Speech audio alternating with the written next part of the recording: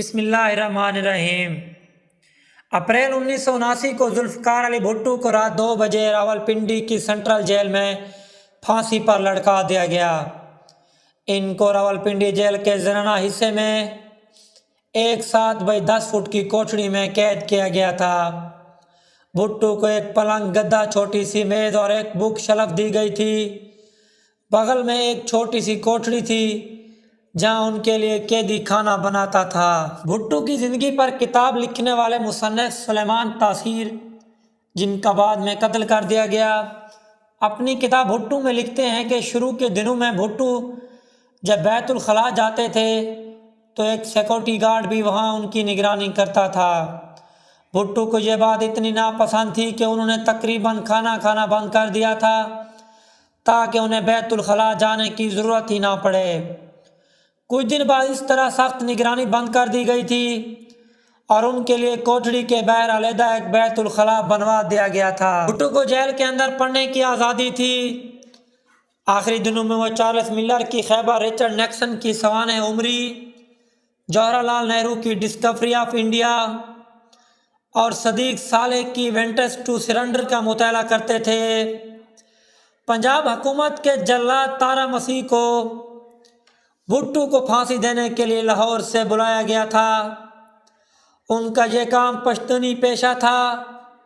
ان کا خاندان مہاراجہ رنجیت سنگھ کے زمانے سے پھانسی دینے کا کام کر رہا تھا۔ ایک بار جب جیل کے اندر ڈاکٹر نیازی ایک لالٹین کی روشنی میں ان کے دانتوں کا معائنہ کر رہے تھے تو بھٹو نے ان کے ساتھ ایک مذاق کیا: تم بھی میری طرح سے بدقسمت ہو، تمہارے کلینک میں ایک حسین لڑکی تمہاری مدد کر رہی ہوتی ہے اور یہاں مدد کرنے کے لیے ایک قیدی ملا ہے۔ بے نظیر بھٹو 2 اپریل 1979 کی صبح اپنے بستر پر لیٹی ہوئی تھی، تبھی اچانک ان کی والدہ نصرت بھٹو کے کمرے میں یہ کہتے ہوئے داخل ہوئیں: پنکی، گھر کے باہر جو فوجی ہیں وہ کہہ رہے ہیں ہم دونوں کو آج ہی تمہارے والد سے ملاقات کرنے جانا پڑے گا، اس کا مطلب کیا ہے؟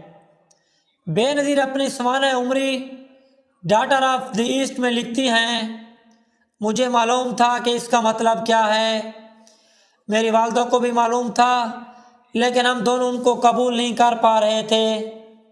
اس کا ایک ہی مطلب تھا کہ ضیاء الحق میرے والد کو قتل کرنے کو تیار تھے۔ بے نظیر لکھتی ہیں: میرے والد نے پوچھا گھر والوں سے ملاقات کے لیے انہیں کتنا وقت دیا گیا ہے؟ جواب آیا: آدھا گھنٹہ۔ میرے والد نے کہا لیکن جیل کے قوانین کے مطابق پھانسی سے پہلے خاندان والوں سے ملاقات کے لیے 1 گھنٹہ ملتا ہے، لیکن اہلکار نے جواب دیا: مجھے ایسی ہدایت موصول ہوئی ہیں کہ آپ کو صرف آدھا گھنٹہ دیا جائے۔ وہ زمین پر ایک گدے پر بیٹھے تھے کیونکہ ان کی کوٹھڑی سے ان کی میز، کرسی اور پلنگ ہٹا دیے گئے تھے۔ بے نظیر مزید لکھتی ہیں: انہوں نے میری لائی ہوئی کتابیں اور میگزین مجھے واپس کر دیے۔ میرے والد نے مجھ سے کہا تھا کہ میں نہیں چاہتا میرے مرنے کے بعد وہ لوگ انہیں ہاتھ لگائیں۔ انہوں نے مجھے ان کے وکیل کو دیے ہوئے کچھ سگار بھی واپس کیے۔ وہ کہہ رہے تھے کہ شام کے لیے میں نے ایک سگار بچا کر رکھا ہے۔ انہوں نے شالیمار کولون کی ایک شیشی بھی اپنے پاس رکھی تھی۔ وہ مجھے اپنی شادی کی انگوٹھی دے رہے تھے لیکن میری والدہ نے انہیں روک دیا۔ اس پر انہوں نے کہا ابھی تو میں نے اسے پہن لیتا ہوں لیکن بعد میں اسے بے نظیر کو دے دیا جائے۔ تھوڑی دیر بعد جیلر نے آ کر کہا ملاقات کا وقت ختم ہو گیا ہے۔ بے نظیر نے کہا کہ کوٹھڑی کو کھولیے، میں اپنے والد کو گلے لگانا چاہتی ہوں، لیکن جیلر نے اس کو اجازت نہیں دی۔ بے نظیر مزید لکھتی ہیں: میں نے کہا پلیز، میرے والد پاکستان کے منتخب وزیر اعظم ہیں اور میں ان کی بیٹی ہوں، یہ میری آخری ملاقات ہے اور مجھے ان کو گلے لگانے کا حق ہے۔ لیکن جیلر نے صاف انکار کر دیا۔ میں نے کہا گڈ بائے پاپا۔ میری والدہ نے سلاخوں کے درمیان ہاتھ بڑھا کر میرے والد کے ہاتھ کو چھوا۔ ہم دونوں تیزی سے باہر کی جانب نکلے۔ میں پیچھے مڑ کر دیکھنا چاہتی تھی لیکن میری ہمت جواب دے گئی۔ جیل سپرنٹینڈنٹ یار محمد نے انہیں کالا وارنٹ پڑھ کر سنایا جسے انہوں نے چپ کر کے سنا۔ بھٹو نے کوٹھڑی کے باہر کھڑے گارڈ کو بلایا اور ڈپٹی سپرنٹینڈنٹ سے کہا مرنے کے بعد میری گھڑی اس کو دے دی جائے۔ 8:05 پر بھٹو نے اپنے ہیلپر عبد الرحمان سے کافی لانے کے لیے کہا انہوں نے رحمان سے کہا اگر میں نے تمہارے ساتھ کوئی بدسلوکی کی ہو تو اس کے لیے مجھے معاف کر دینا۔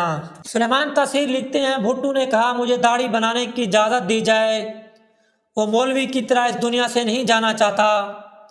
9:55 پر انہوں نے اپنے دانت پر برش کیا، چہرہ دھویا اور بال بنائے، اس کے بعد وہ سونے چلے گئے۔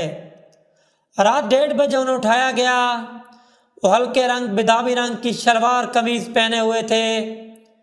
جیل اہلکاروں نے کپڑے تبدیل کرنے پر زور نہیں دیا۔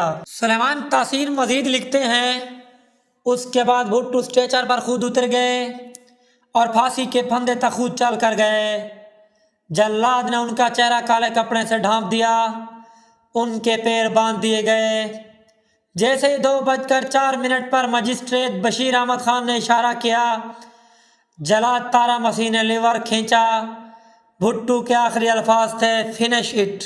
اس زمانے میں راولپنڈی سینٹرل جیل میں خفیہ اہلکار رہے۔ کرنل رفیع الدین اپنی کتاب بھٹو کے آخری 223 دن میں لکھتے ہیں تھوڑی دیر بعد ایک خفیہ ایجنسی کے ایک فوٹوگرافر نے آ کر بھٹو کے پرائیویٹ پارٹس کی فوٹویں اتاری۔